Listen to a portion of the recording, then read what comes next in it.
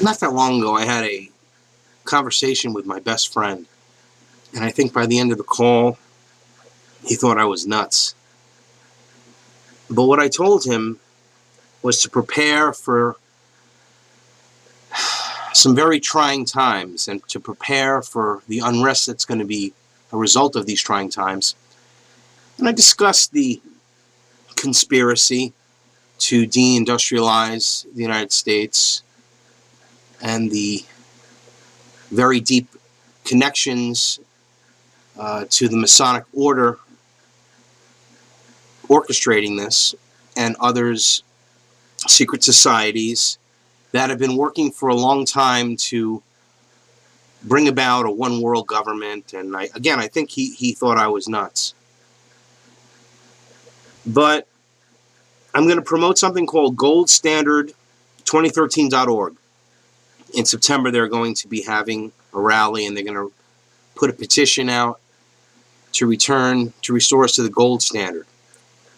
This plan is a long-term plan they've had. The elite bankers have engineered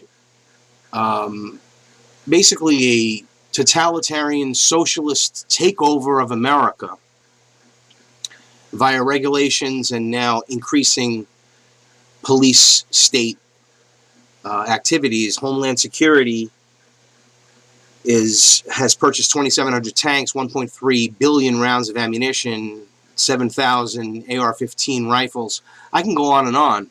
What are they preparing for? Well, what they're preparing for is the inevitable collapse of our economic system and the loss of the dollar. History is the greatest indicator of the future. Those who forget the past are doomed, or I should say condemned, to repeat it.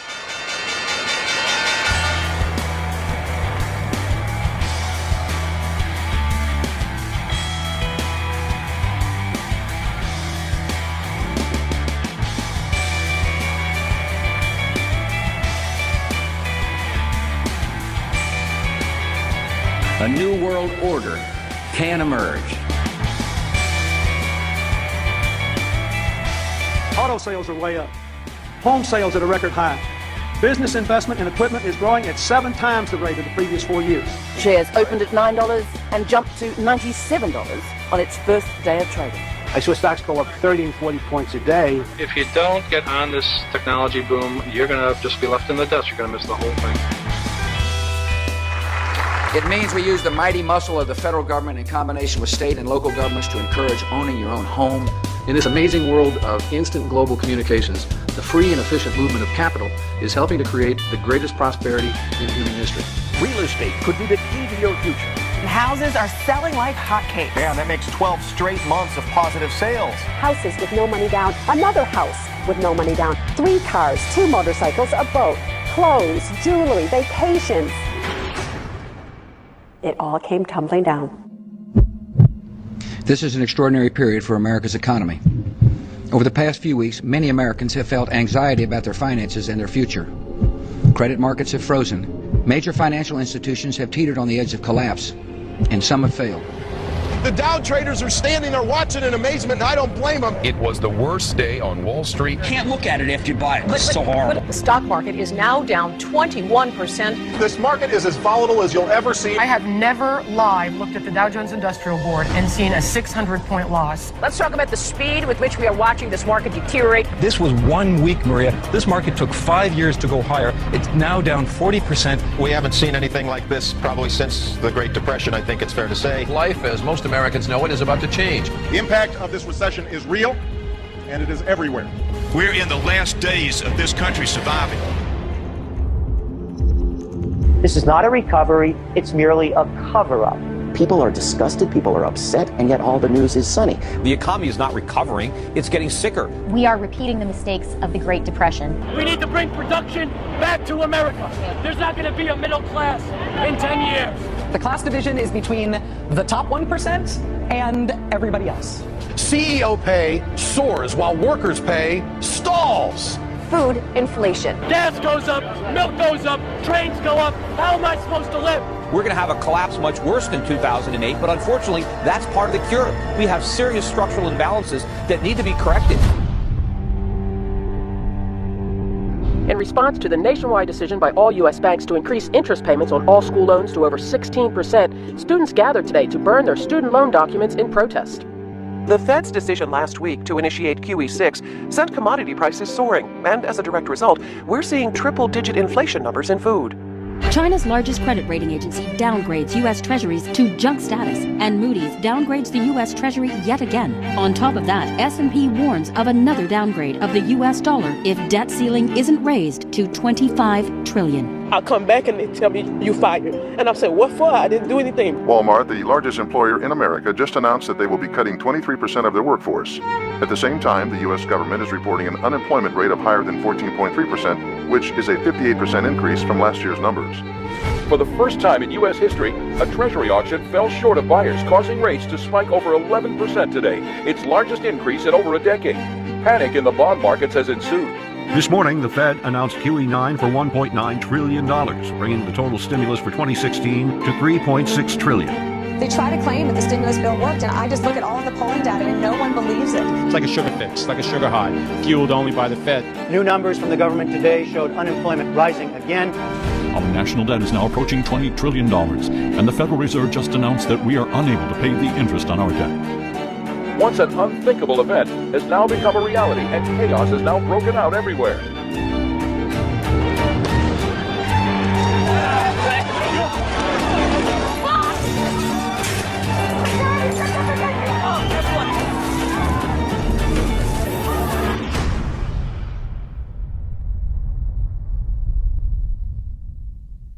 The future of our country doesn't have to look like that. The economic disease that is threatening to destroy our country is something that can no longer be ignored by any of us. Because the problem doesn't just affect a few people anymore. It affects every social class in America. However, there is a solution. But in order for it to work, you need to pay attention.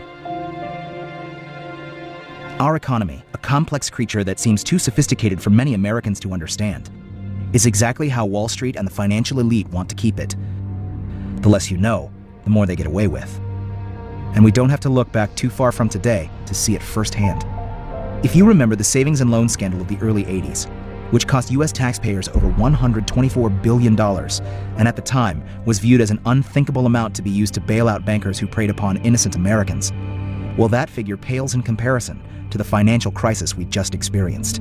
The economic collapse of 2008 was the worst since the Great Depression, and according to a new report from Better Markets, a pro-financial reform organization, the crisis cost Americans over $12.8 trillion. Tens of millions of Americans also lost their savings, their jobs, and their homes. The savings and loan crisis, which was infinitely smaller, resulted in thousands of executives going to jail for committing fraud against the American public.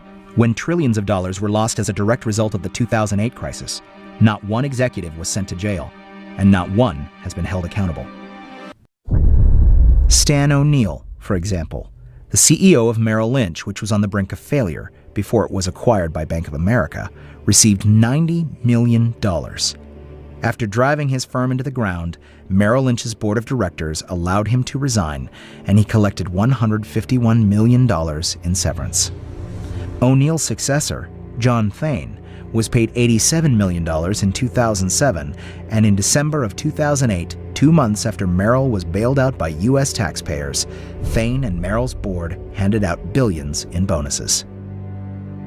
In 2009, as unemployment hit its highest level in more than 17 years, Morgan Stanley paid its employees over $14 billion, and Goldman Sachs paid out over $16 billion. This gross display of greed, during a time when our country was experiencing the worst financial collapse since the Great Depression, goes to show you the arrogance these institutions maintain. They control our money supply, and now they control much of our government as the divide between Wall Street and Washington has all but gone away. It's a Wall Street government controlled by the biggest banking institutions in the world, and now, more than ever, they are making their own rules. A familiar face you may remember is a man named Henry Paulson, the former CEO of Goldman Sachs, the biggest investment banking firm in the United States and one of the biggest contributors to the financial collapse. Mr. Paulson served as Goldman's CEO from 1999 to 2006 and was the highest paid on Wall Street.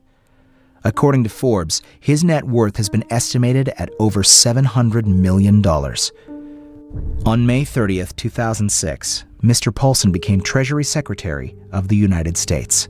By doing so, Paulson was forced to sell his $485 million of Goldman stock. But because of a law passed by the first President Bush, he didn't have to pay taxes on it, and it saved him over $50 million. This is just another example of how the divide between Wall Street and Washington has become non-existent, and as a result, some of the same banking institutions that created the 2008 collapse are now even bigger than they were before the crisis. So, what was it about the early 1970s that set us off on this perilous journey that is destroying everything our forefathers set out to create? For decades, our country's monetary system was based on what is called the gold standard. This helped our nation thrive during the Industrial Revolution and made us the center of economic power that we are today, even making the dollar the world's reserve currency. What a gold standard represented was that our money meant something. It wasn't just a piece of paper with some ink printed on it. Prior to 1971, the dollar was on the gold standard, which simply meant that every single dollar had a portion of gold stored at the U.S. Treasury. A dollar was essentially a gold certificate, or a claim on gold. Only a certain amount of money could be printed according to how much gold we had in reserves at the U.S. Treasury. What the gold standard accomplished was that it handcuffed politicians and bankers from printing as much money as they wanted. They actually needed to be disciplined in spending and borrowing, and the government couldn't run secret bailouts worth trillions of dollars. Because of this, the financial elite from around the world despised having the gold standard constrict their abilities to print as much money as they wanted. Gold was a fixed money supply, expanding with the economy at a very stable rate, but the bankers wanted a money supply that they controlled in order to increase their profits, loans payable to them, and debt that they could create out of thin air. By having the gold standard in place, it would be impossible for the people at the top to commit the type of fraud they have over the last 4 decades. If politicians wanted to spend too much money or go to war with money they didn't have, they couldn't. The gold standard gave us an honest money supply and a more disciplined government and banking sector. However, on August 15, 1971, due to pressures from the central banks and an expansion in government, President Nixon claimed he was going to temporarily suspend. These criminals are notorious for this. The withholding tax, a temporary tax for World War II. Hey, how much withholding did they take out of your check last week? Except in amount. They're liars. Determined to be in the interest of monetary stability and in the best interest of the United States.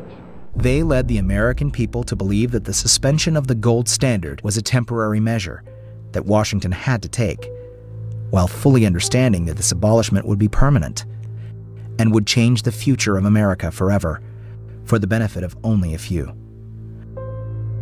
From this point on, the dollar wasn't tied to gold anymore, and it became what is referred to as a floating currency or a fiat currency. Now, with nothing constraining its creation, our money supply exploded and all bets were off.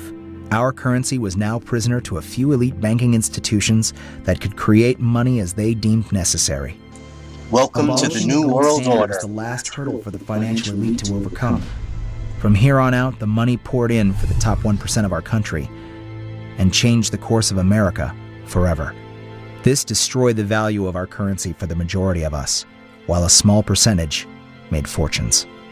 This was the beginning of the extreme divide between the rich and the poor in our country. This historic increase in our money supply created the perception of a boom, but the living standards for the majority of Americans have collapsed, while those at the top have flourished. The destruction of our dollar is why it now takes 2 incomes just to support a family. As the government continues to expand the money supply, this scenario will only get worse for the majority of Americans. We need to restore the gold standard and put the handcuffs back on the politicians and elite bankers so this can never happen again. If we don't act now, the end result will be the collapse of the entire middle class and complete civil chaos.